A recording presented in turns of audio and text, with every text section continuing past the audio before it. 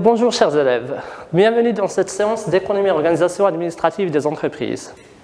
Aujourd'hui, après avoir vu deux parties très importantes qui sont premièrement la définition de l'entreprise, de ses composantes et de son environnement, et aussi l'organisation du travail au sein de l'entreprise, aujourd'hui on va aborder une partie qui est aussi très importante, c'est l'information dans l'entreprise. On va commencer par le premier chapitre intitulé « Notion d'information ». Pour cette séance, l'objectif serait premièrement de définir l'information, deuxièmement d'identifier à la fois les principales étapes de traitement de l'information et aussi les caractéristiques de l'information. On va donc adopter le plan suivant. Premièrement, on va essayer de définir l'information. Deuxièmement, donc, de voir quelles sont les étapes principales de traitement de l'information. Troisièmement, donc, d'étudier quelles sont les caractéristiques d'une bonne information. Quatrièmement, donc, de pouvoir classer l'information selon plusieurs critères. Et finalement, donc, on va terminer avec un exercice d'application. Prenons ce petit exemple pour voir l'importance de l'information dans l'entreprise. Supposons qu'on a deux entreprises, une entreprise A et une entreprise B, qui ont reçu toutes les deux une commande très importante d'un client. La première entreprise, elle est passée par une petite étape d'information et d'enquête sur le client. Il a donc su que le client présente des difficultés financières et donc a refusé la commande. Tandis que la deuxième entreprise, il a directement accepté la commande parce que la commande était très importante. Il a donc commencé la production et il a produit une grande quantité de produits. Mais, arrivé bien sûr l'heure du paiement, le client a présenté donc ses difficultés financières et donc a refusé de payer. Ce qui a fait générer à l'entreprise d'énormes pertes. Donc on voit comment l'information, une simple étape de recherche de l'information a pu faire la différence entre les deux entreprises. Il a pu économiser à la première entreprise trois pertes. Une perte d'effort d'abord, parce qu'il a perdu bien sûr l'effort dans la production, une perte d'argent, mais aussi une perte de temps. Donc on va s'intéresser maintenant, donc, comme disait Ronald Reagan, l'ex-président des États-Unis, l'information est devenue aujourd'hui l'oxygène des temps modernes. Donc qu'est-ce qu'une information?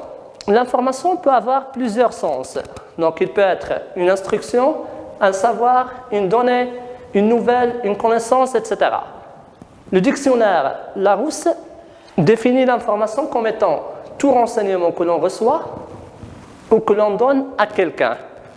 Au sens strict, dans le domaine des entreprises, l'information est définie en tant que tout élément qui peut être utilisé par l'entreprise pour sa gestion. Prenons ce petit exemple.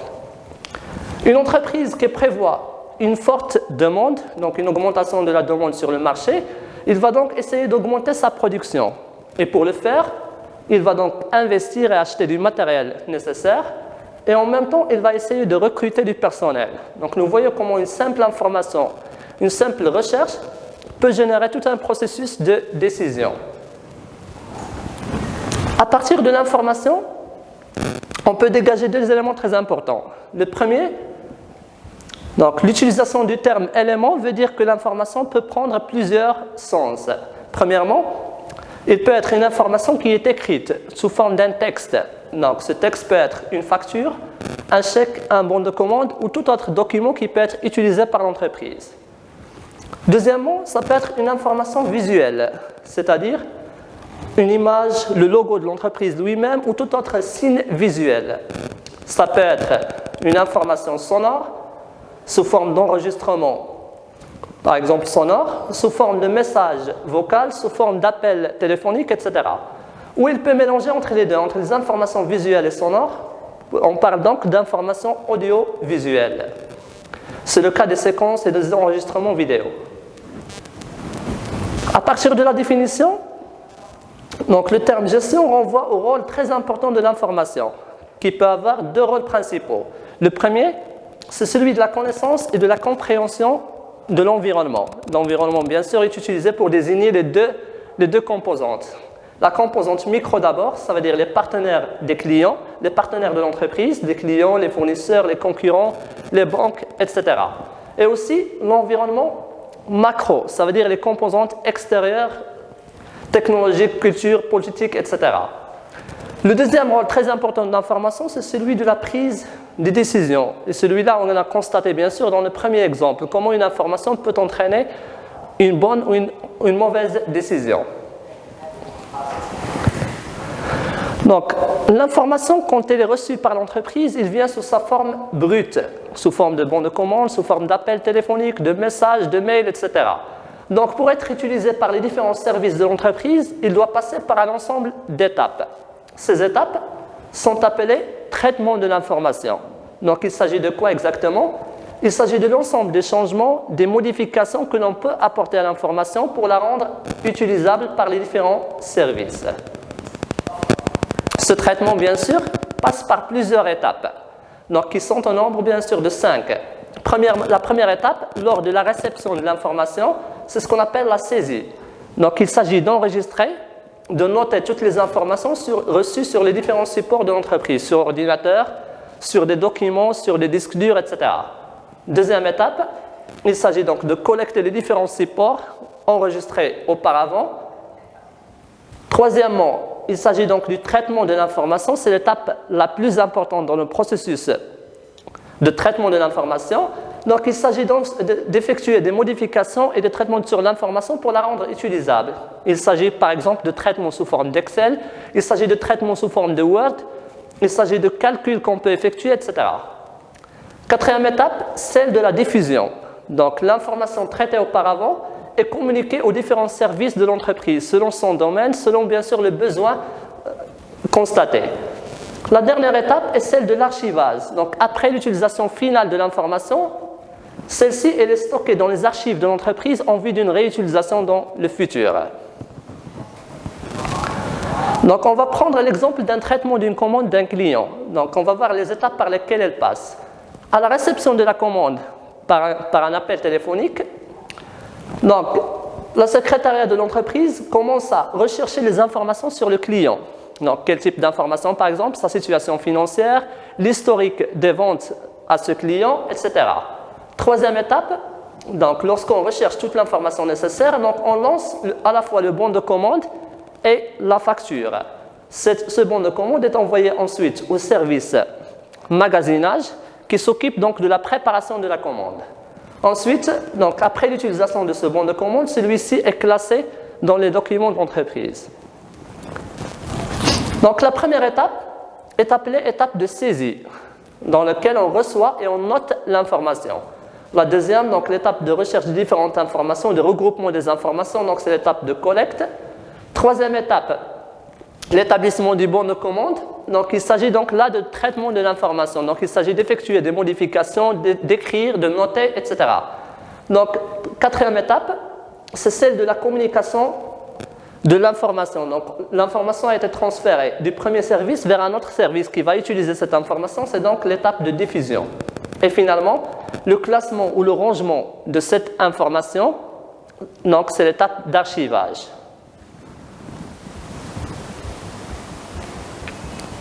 Donc, auparavant, dans l'exemple, on avait dit qu'une bonne information permet à l'entreprise de prendre une bonne décision. Donc, quelles sont les caractéristiques d'une bonne information? Quels sont les éléments que doit bien sûr respecter une information pour être qualifiée de bonne ou pour être qualifiée d'information de qualité? Une information de qualité, normalement, vérifie 5 conditions. Quelles sont ces 5 conditions? Premièrement, la pertinence. Une bonne information doit répondre à un besoin, il doit répondre à une question de l'entreprise. Il doit donc aller droit au but. Une bonne information est aussi une information fiable. Ça veut dire une information digne de confiance. Dans ce cas, l'entreprise doit savoir choisir ses sources d'information.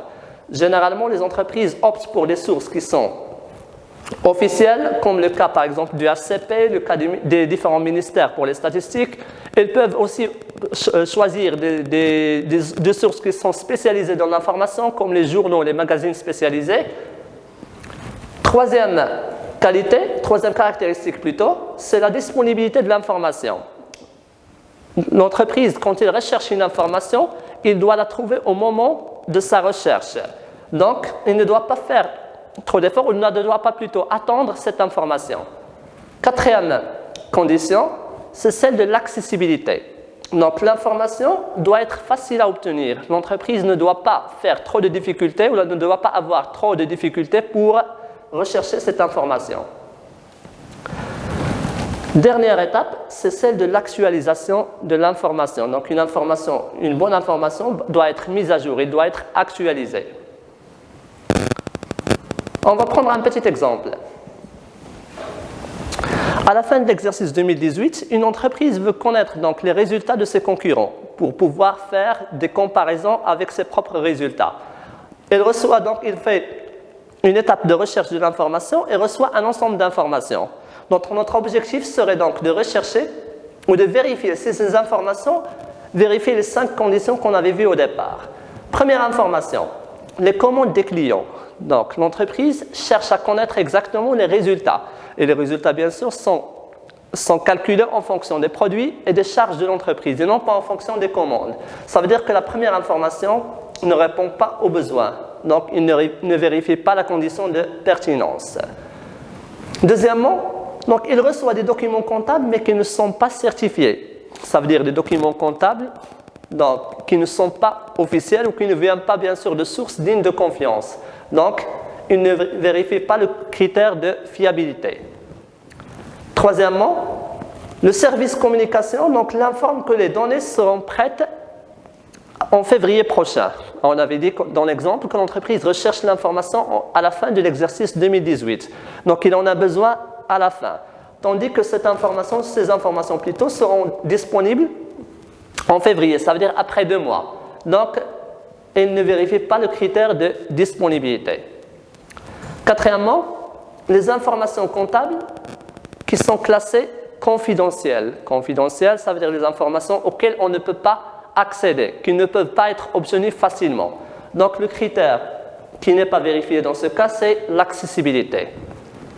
Cinquièmement, donc il reçoit les produits et les charges. Donc les produits et les charges sont les éléments qu'on recherche pour calculer les résultats, mais concernant l'année 2016, donc tandis qu'il recherche les informations de l'exercice 2018. Donc, on a un problème d'actualisation de l'information. Donc, maintenant, on va passer à la typologie de l'information.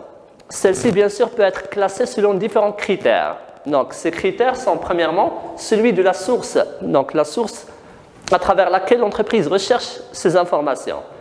L'information peut être trouvée à l'intérieur de l'entreprise. Dans ce cas, on parle de sources internes. Ces sources sont généralement la direction et les services de l'entreprise. La direction, bien sûr, qui informe sur les différentes décisions et finalement les services de l'entreprise qui peuvent donner tout type d'informations. Donc, l'information commerciale, information comptable, etc.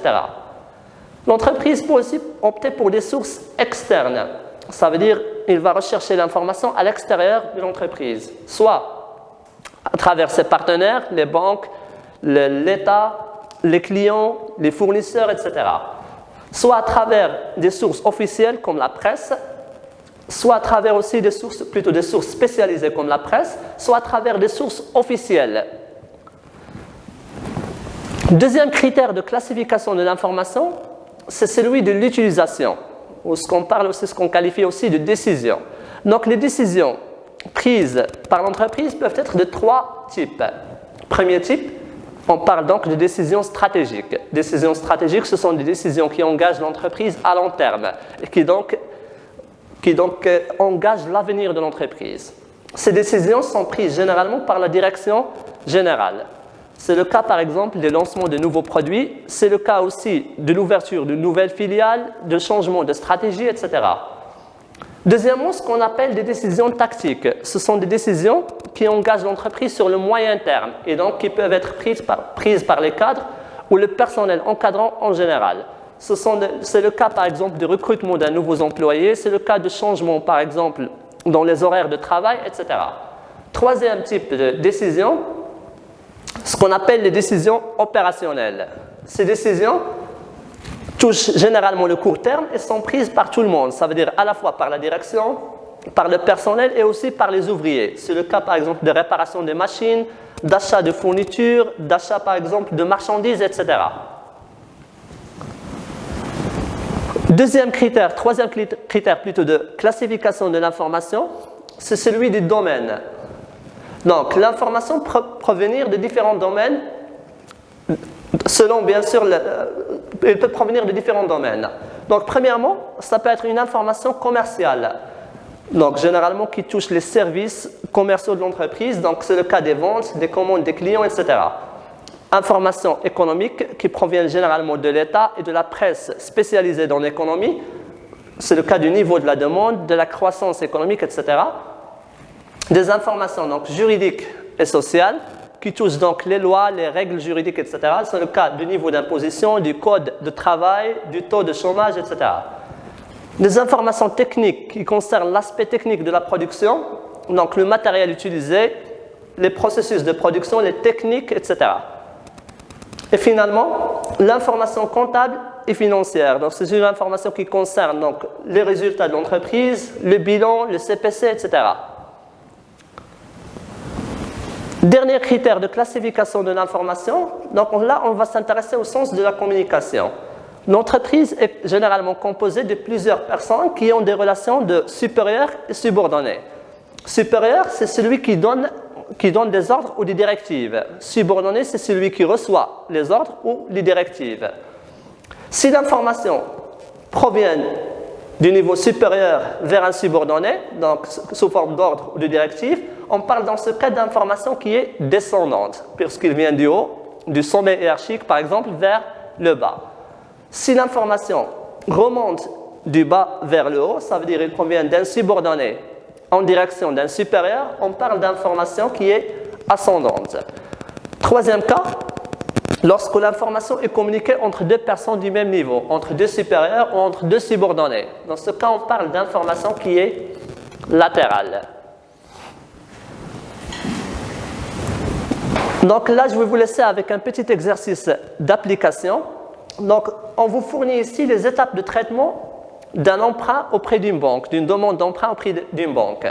Donc, il passe par plusieurs étapes, qui sont premièrement le rangement du contrat donc, et des fiches du client, l'accord de la banque, la demande du prêt, le remplissage des fiches d'information, l'étude du dossier du client, l'information de l'emprunteur et du siège de l'accord, et finalement la signature du contrat avec le client.